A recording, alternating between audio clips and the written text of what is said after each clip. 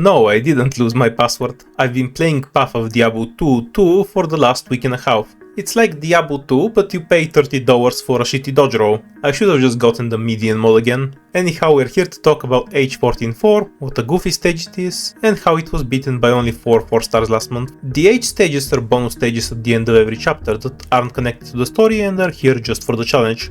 Since they aren't tied to progression and don't have to be new player friendly, they contain some of the harder fights in the game, like H14 with its DP checks, drones and nightmare of a boss fight, H96 is one of the biggest DPS checks in Arknights, and H11-4 is the big night guy hits hard, I guess. Even old stages like H64, while they seem simple now, were a massive difficulty spike back in the day, and the enemy stats have gotten much higher over the years. And then with the new story chapter we got H14-4.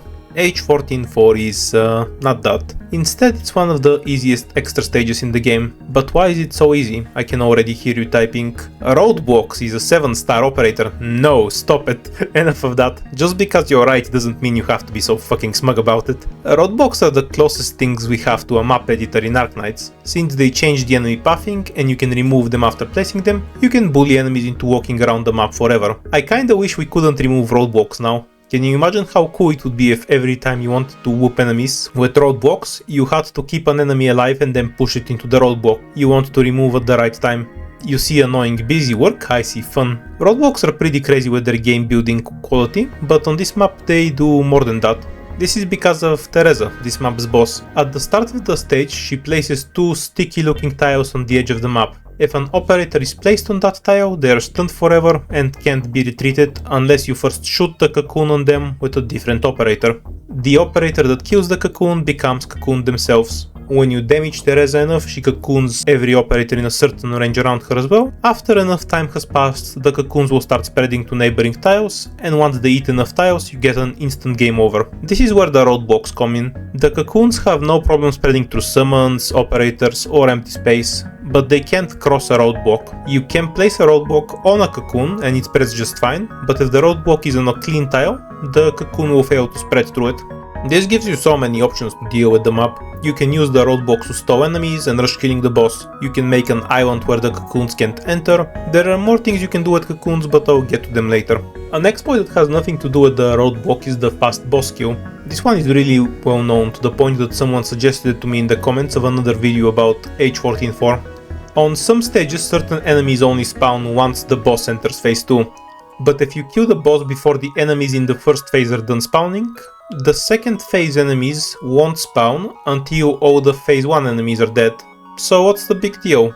Well, what happens if you say block one tanky enemy in the corner and never kill it? You're free to kill the boss at your leisure, as they have no support.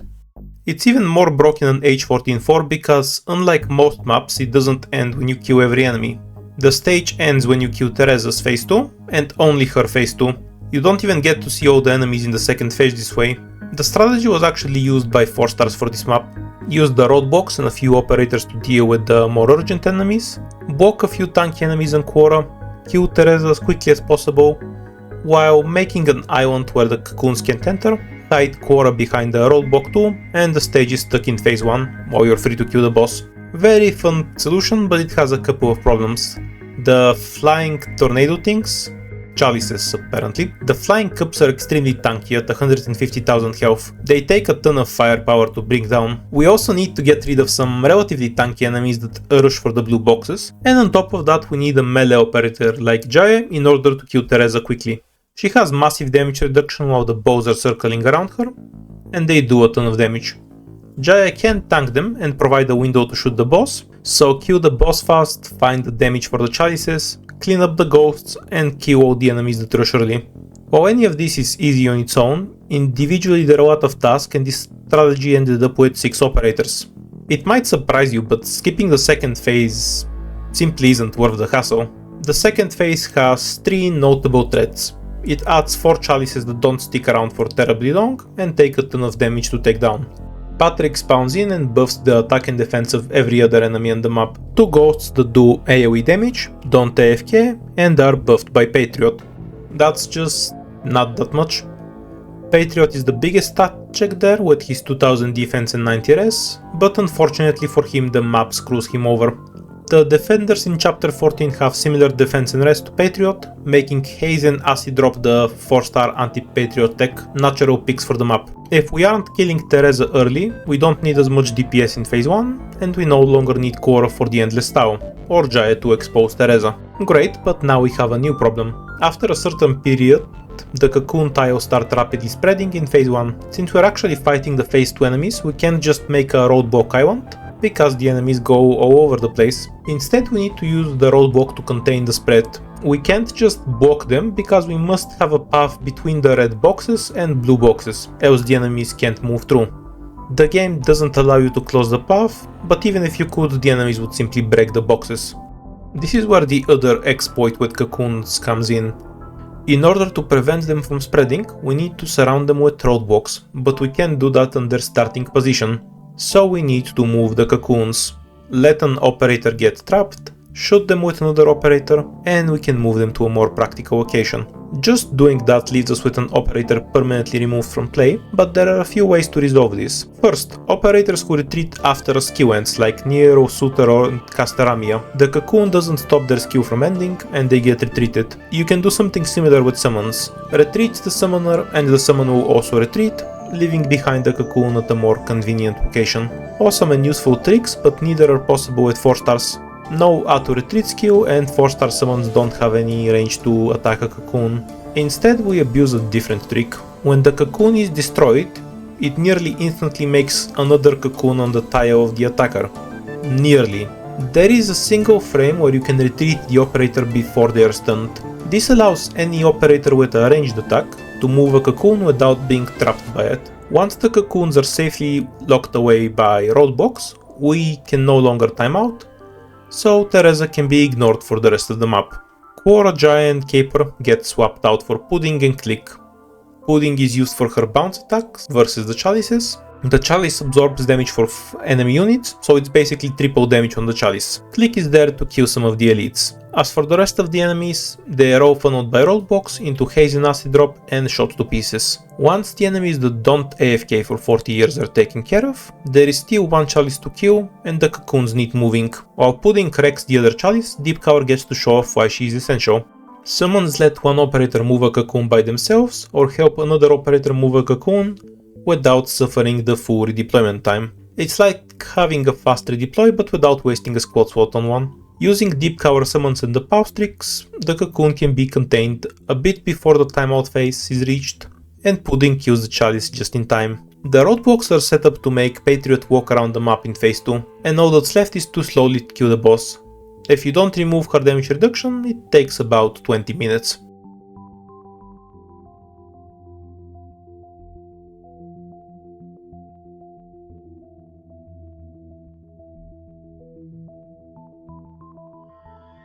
Most of the enemies in phase 2 are just those Beyblade things. As long as they have a path, they will just get absorbed by Theresa to heal her, which leaves only 12 real enemies on the map. 3 shields on the right side, Acid Drop plus a couple of tentacles take care of that. The 2 shields on the left are a bit more annoying, because they overlap with other enemies like Patriot and the Ghosts, but they still get shot down by Haze and Click.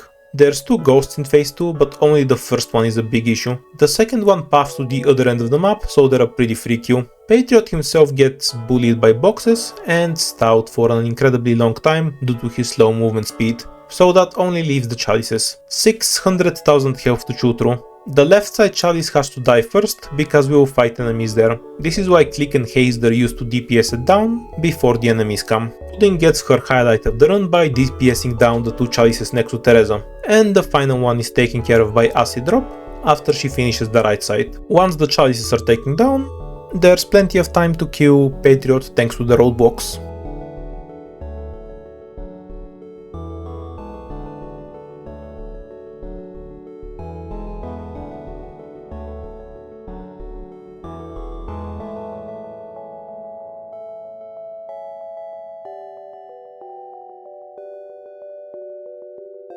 And after another 20 minutes of staring at Theresa, the 4-star record went down to 5 operators. This is where the record stayed for a while. The problem with going lower is how inflexible the squad for this map is. Because half the enemies on the map have 3000 defense and 90 res, Haze and Acid Drop are forced picks. only they can kill them quickly enough. While Deep Cover would have probably been used regardless, she is also the only 4-star that can move a cocoon by herself, or help others do so without sacrificing an operator deployment. When we only have 4 operators to work with, that's a big deal.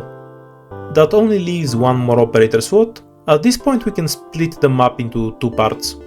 The first DPS check in phase 1 and the second Chalice DPS check in phase 2. Phase 1 has more spread out high defense enemies and the cocoons to deal with. Phase 2 has 4 600,000 health Chalices and Patriot. After some testing, melee operators seemed completely useless. We needed more Chalice damage more than anything, and blocking anything wasn't worth the hassle without a medic. So that just leaves the ranged pool. We already saw Click and Pudding in action, the best on the arts DPS side, so I reckoned I should go for physical, a sniper then. After some experimentation I landed on Totter. He has both the highest single target DPS and also does well versus multiple enemies, letting him solo a Chalice faster than almost any other 4-star while still clearing other enemies. And how could you not use a Besieger on this map? Look at this coverage, it's so perfect. He gets to shoot all of the ghosts and the Chalice from a safe spot with 0 interference, and Totter's damage is so high that once he's done he can be redeployed in time to help kill the other Chalice too. Meanwhile, Haze and Acid Drop did their thing and got rid of all the defenders with some help from Deep Cover.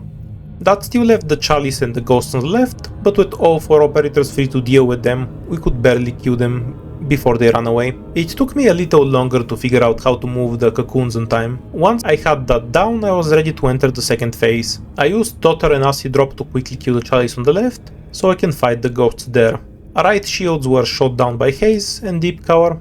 The Acid Drop and Haze switch happened because it makes it easier to kill Patriot this way. You'll see why in a bit. This is where I encountered the problem. I could not kill the second ghost. I used up all of my tentacles, stalling the other enemies, and I needed at least 3 to kill the ghost with Acid Drop. Haze wouldn't do any better since she doesn't have Click to support her. Totter couldn't help because he had to be repositioned to kill the other Chalices. He only had so much time to kill them. Luckily for me, this ghost doesn't go to the bottom left blue box, but to the top right one. So I could just let it go, right? The problem is that the ghost walks much faster than Patriot. Around the time the ghost is in front of my operators, I have to drop a roadblock to block Patriot, and in a few seconds I need another roadblock to shoo away the ghost. This wasn't sustainable, I ran out of roadblocks and died. Since the ghost walks faster than Patriot, what I needed to fix this was a longer maze to give it more time to catch up before we need to drop a roadblock to turn Patriot and the ghost around. If we could have a roadblock here, it would make Patriot walk around the entire map, increasing the path length quite a bit. This would mean we need to move the cocoon, since we can no longer have it in the corner though. The only spot where it doesn't block the maze, or cost more roadblocks, is here. Since Totter is busy actually killing enemies, we can't use him to move the cocoon. Nobody else can move it in one redeployment. As usual, Deep Cover carried. I figured out I can move it once right at the start, without wasting any resources by redeploying Deep Cover. But at the time I couldn't figure out how to find an extra redeploy, so I can both move the cocoons and kill all the enemies on time. At the same time, while experimenting with the new maze in the second phase, I couldn't find a way to kill the Chalices on time. I gave up on 4 operators and threw in Fonor, the ritualist robot. For record-keeping purposes, a robot is considered less than a full operator. I was disappointed but decided to upload it anyway, hoping another 4-star player can find something that I missed. As for the second phase, Deep Cover and Fonor could kill one Chalice on their own, Haze has enough DPS to kill one after she finishes the shield, and Totter took care of the other 2. I realized that basic enemies are unkillable under the Chalice, so I captured one of the spinners with a tentacle to help DPS the Chalices. At one point I tried using multiple tentacles like this to break several Chalices, but it wasn't to be. Not because it didn't work, mind you, I needed them elsewhere because I couldn't deal with the elite enemies without them. Deep Cover hard carrying the map as usual. Since our first roadblock was so delayed, it massively extended the time both the Ghost and Patriot spent walking around. After just one whoop, the Ghost was dealt with, leaving only a full health Patriot and one roadblock. Haze finished off her Chalice shortly before Patriot entered her range, and then we DPS'd Patriot in phases. Haze shot him, then acid drop, then Haze again. Luckily his phase 2 transition is among the longest in the game. It's so long I have enough time to redeploy all my operators and set up several tentacles in advance. I need to do this because he can kill tentacles faster than I can put them down. If they're not deployed early, he will get through them before I can drop them all. But with all of them in place and 3 DPS operators, all shooting at his defensively weaker second phase, he goes down easily enough. I AFK'd for 20 minutes, wondering if I could have done something else, and couldn't think of anything better. I uploaded the run, hoping somebody else could figure out how to remove the robot, and left them up. For about a day. The next morning I woke up with a thought, you know, Haze does a lot of damage. Maybe I should actually have her shoot stuff. She was originally at the top of the map so she can move a cocoon without having to redeploy, but it meant she did nothing during her downtime and lost a ton of damage on the chalice from being redeployed. I tried moving her so she can shoot the ghost when there are no other enemies in range. It made it a bit harder to kill the shield and cost 1 extra tentacle on the left, but fortunately I happened to have a spare. She did so much damage to the chalice, I no longer needed Acid Drop's help to kill it. Acid Drop's model turns her into a pseudo fast redeploy, so she can now spend all of her time dealing with the cocoons, while Haze and Totter clean up the chalices and the ghosts. Honor was no longer needed in phase 1. The only problem left was that Deep Cover didn't have enough DPS to solo kill a chalice in phase 2. Totter and Haze were busy, so Acid Drop was the only one who could help. This meant losing a damage rotation on Patriot, but oh well, this is where he died in the funnel run. We had like 5 more tiles before he went in, that's plenty to work with. Acid Drop helped Deep Cover finish off the chalice, and then we got mostly the same rotation. Haze, Acid Drop, Haze, oops, not enough damage, Acid Drop needs to help. Patriot is starting where he died last time, and the tiles are super awkward. Totter gets to shoot him for free because of his range, but there is no good spot for anyone else. Deep Cover was placed behind Totter because it's the best we could get, and we needed to start dropping tentacles. The moment Patriot gets up, we drop a tentacle on him. In phase 2 he has an aura that damages enemies near him by 5% of his attack. This makes him one-shot tentacles when he walks up to them, but since this one was dropped right away, it didn't lose any health to the aura, and stalled him for a bit longer. Patriot is still invincible for 30 seconds after getting up. 6 tentacles to go. As soon as he moves away, I deployed Haze and Acid Drop facing the blue box. Has to be the last tile so their skills have enough time to charge. I used Deep Cover S1 to let the tentacles regenerate a bit of HP. Ones under his aura still get one shot, but the ones dropped on top of him take 2 full hits now. As he moves closer to the blue box, both Haze and Acid Drop skill come up, and we shoot him with everything we have. Thanks to Deep Cover S1 buffing the tentacles, they stall him just long enough, and he goes down on the last tile left. With Patriot killed, all the enemies dead, and the cocoons contained, all that's left is to spend 30 minutes killing Theresa. Apparently if you shoot her long enough, her damage reduction times out, and then she takes normal damage. With that over, I resolved to not play another Roadblock stage this year. A lot of you ask for more videos like CWS4, so I delivered a month late as usual. I'll make a few more of these in January, they're fun enough to make. I'll also start streaming a ton again once we get IS5 on EN, and I've been working on a Rabbit and Steel video. I play so many roguelikes I figured I'd make another channel to talk about the ones I like. Happy New Year and see you in January.